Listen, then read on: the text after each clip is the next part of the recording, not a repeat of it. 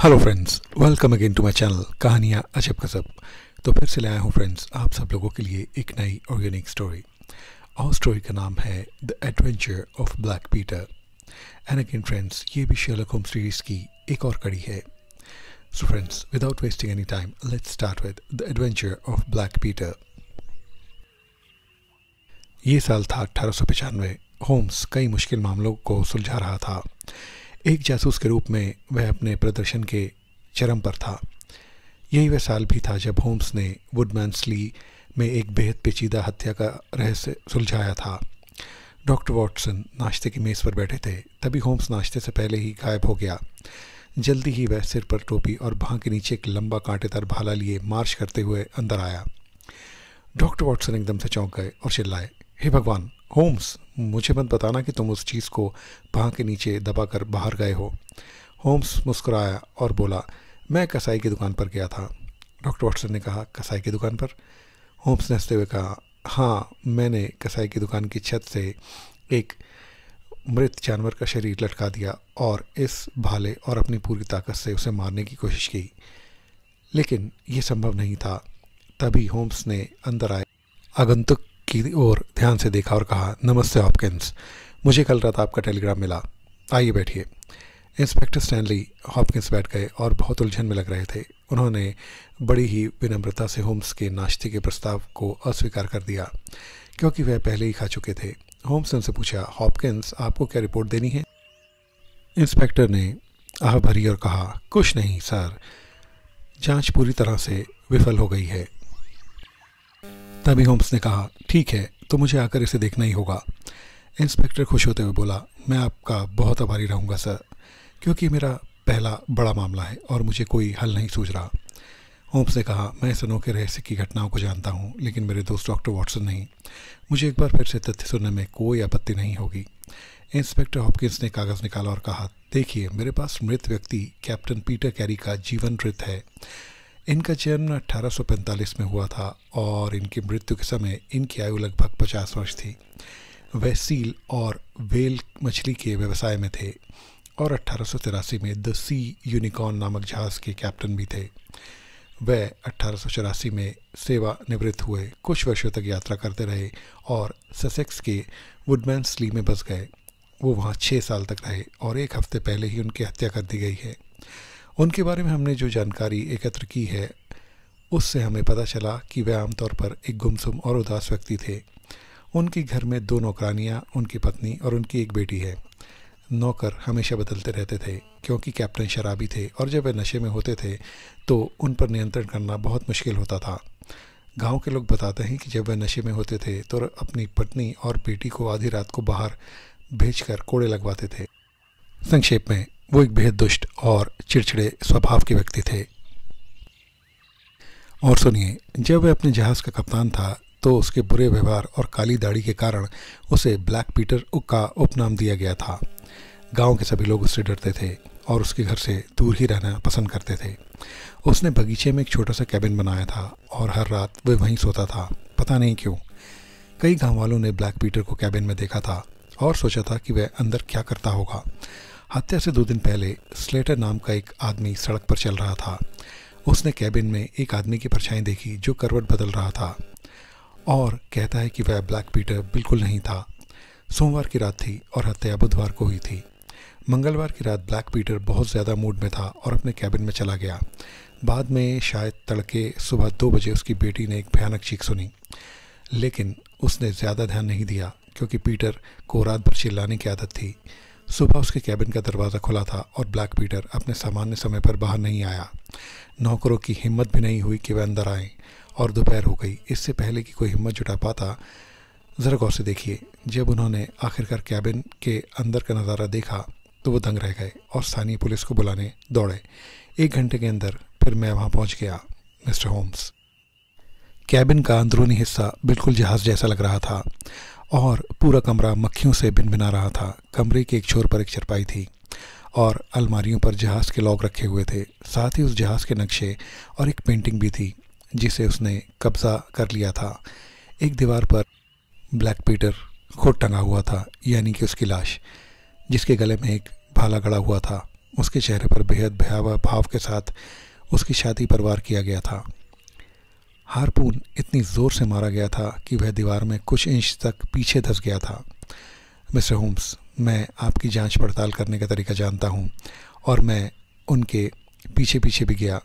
मैंने ध्यान रखा कि कुछ भी ना हिले और पैरों के निशान ढूंढने लगा, यानी कि उस कैबिन के पीछे, लेकिन कुछ भी नहीं मिला। होम्स के बीच में ही टोकते हुए कहा, तो फिर आपको कोई पैरों के निशान नहीं दिखाई दिए इंस्पेक्टर? इस बार इंस्पेक्टर थोड़ा नाराज़ हुआ और बोला, मिस्टर होम्स, पैरों के कोई निशान नहीं थे।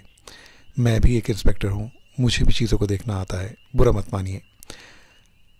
फिर होम्स ने कहा, हॉपकिंस, मैंने कई अपराध सुलझाए हैं, लेकिन कभी किसी उड़ते हुए अपराधी द्वारा किया गया अपराध नहीं देखा। पैरों के निशान ज़रूर हैं, शायद आपने ध्यान से नहीं देखा। इस बार हॉपकिंस झल्ला गया और बोला, मुझे आपको तुरंत फ़ोन करना चाहिए था मिस्टर होम्स। आप खुद देख सकते थे कि पैरों के कोई निशान नहीं थे। खैर, हार्पून एक रैक से उठाया गया था जिसमें 2 और हार्पून रखे हुए थे। इसका मतलब है कि हत्यारे ने वही पहला हथियार इस्तेमाल किया जो उसके हाथ लगा। हत्या सुबह 2 बजे की गई थी और ब्लैक पीटर पूरी तरह से कपड़े पहने हुए था, जिसका मतलब था कि संभवतः हत्यारे से उसकी मुलाकात हुई थी। फिर होम्स ने कहा, इंस्पेक्टर, और आपने क्या देखा? हाँ, गंदे गिलास और रम की एक बोतल थी मेज़ पर। मेज़ के बीचों बीच एक तंबाकू की थैली भी रखी थी। ये सील की खाल से बनी थी और इसके फ्लैप पर पीसी के शुरुआती अक्षर लिखे थे। इसमें आधा आउंस बहुत तेज़ जहाज़ का तंबाकू था और मुझे ये नोटबुक भी मिली है, ये देखिए। हॉपकिंस ने एक छोटी सी घिसी पिटी नोटबुक देते हुए कहा। तब होम्स ने उसे देखा। उस पर JHN के शुरुआती अक्षर और 1883 की तारीख लिखी थी, यानी कि 1883। अंदर CPR जैसे और भी शुरुआती अक्षर और अर्जेंटीना, कोस्टा रिका और साओ पौलो जैसे नाम थे। नामों के साथ साथ कई अंक और अंक भी थे। होम्स ने पूछा, हॉपकिंस, तुम्हें क्या लगता है ये क्या है? हॉपकिंस ने कहा, मुझे लगता है कि ये स्टॉक एक्सचेंज की प्रतिभूतियाँ हैं। JHN शायद इस नोटबुक के मालिक हैं और CPR उनका क्लाइंट है। होम्स मुस्कुराते हुए और बोला, CPR का मतलब कैनेडियन पैसिफिक रेलवे है। हॉपकिंस ने कहा, मैं कितना मूर्ख था। मैंने स्टॉक एक्सचेंज की सूचियों की जांच की है और मुझे किसी भी ब्रोकर का नाम JHN के शुरुआती अक्षरों से मेल खाता हुआ मिला ही नहीं। ये नोटबुक हत्यारे की हो सकती है और इससे हमें अपराध का एक मकसद पता चलता है, पैसा। होम्स ने कहा, मेरे दिमाग में एक अलग ही बात थी, लेकिन यह तो समय ही बताएगा। हॉपकिंस ने कहा, ठीक है सर, मैंने पूछताछ शुरू कर दी है। मैंने दक्षिण अमेरिका को एक टेलीग्राम भेज दिया है, क्योंकि ज़्यादातर शेयर वहीं से आते हैं। इसमें कम से कम 2 हफ्ते तो लगेंगे। मुझे जवाब पाने के लिए होम्स ने थैली पर कुछ देखा और इंस्पेक्टर ने उसकी ओर इशारा करते हुए कहा, हाँ मिस्टर होम्स, यह शायद कोई धब्बा लग रहा है। मैंने किताब ज़मीन से उठाई थी, शायद अपराध के बाद ये गिर गई होगी। और एक और बात होम्स, एक और चीज़ थी, एक चाकू जो अभी भी म्यान में था, जो मृत व्यक्ति के पैरों के पास मिला था। और ब्लैक पीटर की पत्नी कहती है कि वह उसके पति का है। होम्स कुछ देर सोचता रहा और फिर बोला, लगता है मुझे इस मामले में तुम्हारी मदद करनी पड़ेगी। इंस्पेक्टर बहुत खुश हुआ। उसने कहा, मिस्टर होम्स, मैं बड़ा आभारी रहूँगा महोदय। होम्स ने कहा, नहीं हॉपकिंस, ये मामला पिछले हफ्ते सुलझाना आसान होता, लेकिन जो हो गया सो हो गया। अभी ये सब छोड़ो। डॉक्टर वाटसन की ओर मुड़कर उन्होंने कहा, अगर आप साथ आएँ तो मुझे बहुत खुशी होगी वाटसन। 1 घंटे बाद वह स्टेशन से उतरे और वुडमैन्स ली जाने वाली गाड़ी में सवार हो गए। पत्थर का घर एक हरी भरी पहाड़ी की ढलान पर था। वह कैबिन जहाँ पीटर ने अपनी नशे में जो रात बिताई थी, सड़क के पास था और 3 तरफ झाड़ियों और पेड़ों से घिरा हुआ था। इंस्पेक्टर उन्हें उस घर तक ले गया जहाँ उसने एक बूढ़ी सफ़ेद बालों वाली महिला का परिचय ब्लैक पीटर की पत्नी के रूप में कराया। उसके बगल में एक गोरी लड़की खड़ी थी जो मृत व्यक्ति की बेटी थी। वह होम्स और वाटसन को पीटर कैरी के अंधेरे और वीरान घर में ले गए। घर को देखकर होम्स उन सभी लोगों की दुर्दशा समझ सका जो ब्लैक पीटर के साथ रहे थे। बाद में इंस्पेक्टर हॉपकिंस उन्हें उस बाहरी घर को देखने के लिए बाहर ले गए जहां कैप्टन कैरी ने अपनी रातें बिताई थीं। इंस्पेक्टर हॉपकिंस ने चाबी सौंप दी। जैसे ही वह बंद दरवाजे पर रुके, होम्स ने उसे देखा। उसके चेहरे पर आश्चर्य के भाव थे। उसने कहा, कोई इस ताले से छेड़छाड़ कर रहा है।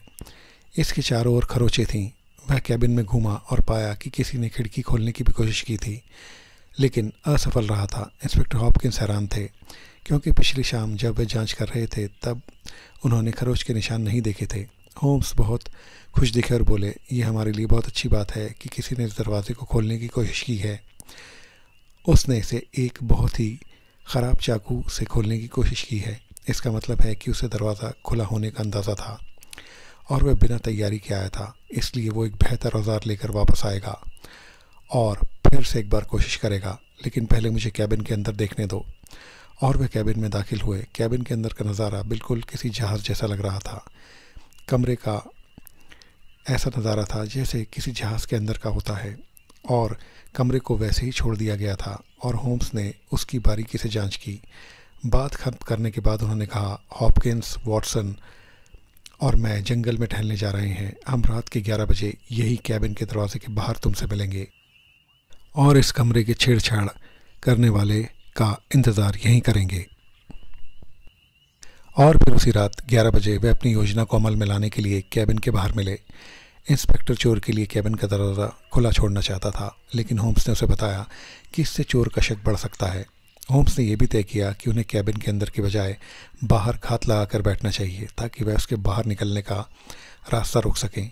काफ़ी देर इंतज़ार करने के बाद रात के 2:30 बजे उन्हें मुख्य द्वार की ओर से एक क्लिक की आवाज़ सुनाई दी। तो उन्होंने देखा, एक आदमी चुपके से कैबिन के दरवाजे के पास आया और एक औजार से ताले पर काम करने लगा। तभी अचानक एक चट की आवाज़ हुई और उन्हें पता चला कि ताला टूट गया है, और वो आदमी चुपके से कैबिन में घुस गया। उसने माचिस जलाई और पर्दे के पीछे से एक बड़ी किताब निकाली, जो किसी जहाज़ के लट्ठे जैसी दिख रही थी, और उसके पन्ने उलट पलट कर देखने लगा। फिर गुस्से से उसने किताब बंद करके वापस रख दी। शेल्फ से मुड़ने से पहले ही इंस्पेक्टर ने उसका कॉलर पकड़ लिया। वो डर के मारे हाँफने लगा, लेकिन उसे पता था कि वह पकड़ा गया है, और उसने खुद को कोने में रखे सी चेस्ट के हवाले कर दिया, यानी कि एक बड़ा बॉक्स। इंस्पेक्टर ने धमकी भरे लहजे में पूछा, तुम कौन हो और यहाँ क्या करने आए थे? उस शख्स ने हिम्मत जुटाई और उन्हें बताया कि वह जॉन हॉपली नेलिगन है। उसने उसे पूछा कि क्या वह डॉसन और नेलिगन को जानते हैं। होम्स ने कहा, क्या तुम्हारा मतलब बैंकर्स डॉसन और नेलिगन से है? उन्होंने कई लोगों से बड़ी रकम ठगी और ख़ुद को बर्बाद कर लिया। नेलिगन देश छोड़कर भाग गए। उस आदमी ने कहा, अच्छा वो नेलिगन, वो मेरे पिता थे। सब आज भी कहते हैं कि मेरे पिता सारा पैसा लेकर भाग गए, लेकिन वो भागे नहीं। उन्होंने कहा था कि अगर उन्हें थोड़ा वक्त दिया जाए तो वह पाई पाई चुका देंगे। वह पैसों का इंतज़ाम करने के लिए नॉर्वे जा ही रहे थे कि पुलिस ने उन्हें गिरफ्तार कर लिया, इसलिए उन्हें भागना पड़ा। कुछ समय बाद मेरी माँ और मुझे एक दोस्त से पता चला कि मेरे पिता जो बैंक सिक्योरिटीज़ अपने साथ ले गए थे, वो लंदन के बाज़ार में फिर से आ गई है। मैंने उन्हें असली विक्रेता तक पहुँचाने में काफ़ी समय लगाया। मुझे पता चला कि वह कैप्टन पीटर कैरी थे। हो सकता है कि नॉर्वे जाने के लिए मेरे पिता जिस नाव से गए थे वह उत्तरी हवाओं में उड़ गई हो और कैप्टन के जहाज़ से टकरा गई हो। मैं कैप्टन से इन बातों के बारे में पूछने आया था, लेकिन मुझे उनकी मौत की खबर मिली। फिर मैंने अखबारों में पढ़ा कि उनके जहाज़ की लॉगबुक उनके कैबिन में मिली है, इसलिए मैं उसे देखने आया था ताकि देख सकूं कि क्या मुझे अपने पिता के बारे में कोई जानकारी मिल भी सकती है या सिर्फ मैं अपना वक्त बर्बाद कर रहा हूं। तभी इंस्पेक्टर ने पूछा, तो क्या कल रात तुम यहाँ नहीं आए थे? उस आदमी ने जवाब दिया कि नहीं, वो नहीं आया था। फिर इंस्पेक्टर ने वो किताब दिखाई जो उसके पास सबसे पहले थी, जिस पर GHN के मार्क्स थे। उस आदमी ने पूछा, कैसे ये किताब यहाँ पहुँची? मुझे लगा था कि मैं जिस होटल में ठहरा था वहाँ इसे खो बैठा हूँ। तब इंस्पेक्टर ने कहा, बस बस अब बहुत हो गया, मैं तुम्हें अब यहाँ से सीधे थाने ले जा रहा हूँ। फिर इंस्पेक्टर होम्स की ओर मुड़ा और बोला, मिस्टर होम्स, इस केस को सुलझाने में आपकी मदद के लिए आपका बहुत बहुत शुक्रिया। फिर वह जब बेकर स्ट्रीट पर अपने कमरे में पहुँचे तो उन्हें होम्स के लिए कुछ पत्र मिले। होम्स ने झपट कर उनमें से एक पत्र उठाया और पढ़ा। फिर वो हंसा और वॉटसन से बोला, क्या तुम्हारे पास टेलीग्राफ फॉर्म है? अच्छा, कृपया लिखो, Summer Shipping Agent, Redcliffe Highway, 3 आदमी भेजो, कल सुबह 10 बजे पहुंचो। बेसिल, वॉटसन, बंदरगाह में मेरा गुप्त नाम बेसिल है। होम्स ने इंस्पेक्टर के पास एक और पत्र भेजा और उसे उसी समय उसके घर पहुंचाने को कहा। इंस्पेक्टर बिल्कुल समय पर पहुंच गया और मामले की प्रगति से थोड़ा परेशान और चिढ़ा हुआ लग रहा था। होम्स ने उससे कहा कि उसने मामले के सभी पहलुओं पर चर्चा नहीं की है और कुछ बातें छूट गई हैं जो बहुत स्पष्ट थीं। उसने कहा, मेरे प्यारे भाई, क्या तुमने किसी के शरीर में भाला घोंपने की कोशिश की है? मेरे लिए ऐसा करना मुश्किल था और मैं काफ़ी मजबूत हूँ। मैंने बहुत कोशिश की, लेकिन मैं उस जानवर यानी कि उस मृत जानवर के शरीर में भाला घोंप नहीं सका। एक कमज़ोर दुबला पतला आदमी कप्तान के शरीर में भाला कैसे घोंप सकता है, और वह कैबिन की दीवार के दूसरी तरफ से कैसे निकल सकता है? जिस आदमी की हम तलाश कर रहे हैं वह बाइसन जितना मजबूत और इतना क्रूर है कि किसी को भी मार सकता है। एक आदमी जिसके पास हथियार है, जैसे कि ये हार्पून जिसके बारे में हमें मालूम है। डियर फ्रेंड्स, ये है बाइसन एनिमल। ये ज़्यादातर अमेरिका में पाया जाता है। इसी के बारे में शेरलॉक होम्स और वॉटसन आपस में बात कर रहे हैं। अब आगे। फिर वे तीनों उस निर्धारित जगह पर पहुंच गए। तभी इंस्पेक्टर ने पूछा, होम्स, ये वो आदमी कहाँ पर है जिसके बारे में तुमने कहा था? तब होम्स ने कहा, 3 लोग आए हैं इंटरव्यू के लिए, उन तीनों में से वो एक है। तभी नौकरानी ने दरवाज़ा खोला और बताया कि सीढ़ियों पर 3 आदमी इंतज़ार कर रहे हैं। होम्स ने एक एक करके उन्हें अंदर भेजने के लिए कहा। पहला आदमी जो अंदर आया वो थोड़ा छोटा था कद में, और उसने अपना नाम जेम्स लैंकेस्टर बताया। होम्स ने इस आदमी का शुक्रिया अदा किया कि वो वहाँ आया, और कहा कि वह आने जाने का किराया लेके जाए, क्योंकि इस जगह पर किसी को रख लिया गया है। फिर दूसरा आदमी अंदर भेजा गया। वो लंबा और दुबला पतला था, और उसने अपना नाम ह्यूग पोटेंस बताया। होम्स ने उसे भी कहा कि इस पद पर किसी न किसी को रख लिया गया है, और वह अपना आने जाने का किराया लेके चला जाए। फिर आखिरी आदमी जो अंदर आया वो देखने में बहुत ही भयानक था। वो हिष्ट पुष्ट तो था, मगर उसका चेहरा बेहद रूखा था। उसका नाम था पैट्रिक कैनर्स। उसने बताया कि वह 26 यात्राओं के लिए हार्पूनर था, और उसने डंडी की यात्रा की थी। होम्स ने कहा कि वह उसे नौकरी पर रखने के लिए तैयार है, और उसे मेज़ पर रखे कागज़ पर हस्ताक्षर के लिए कहा। वो आदमी मेज़ की ओर चला और हस्ताक्षर करने के लिए जैसे ही झुका, होम्स उसके पीछे गया, और इससे पहले कि कोई कुछ समझ पाता उसने उस आदमी की कलाइयों में हथकड़ियाँ डाल दी और उन्हें जकड़ लिया। वो आदमी गुस्से से आग बबूला हो गया और बैल की तरह ज़ोर ज़ोर से कमरे में इधर उधर उछलने लगा।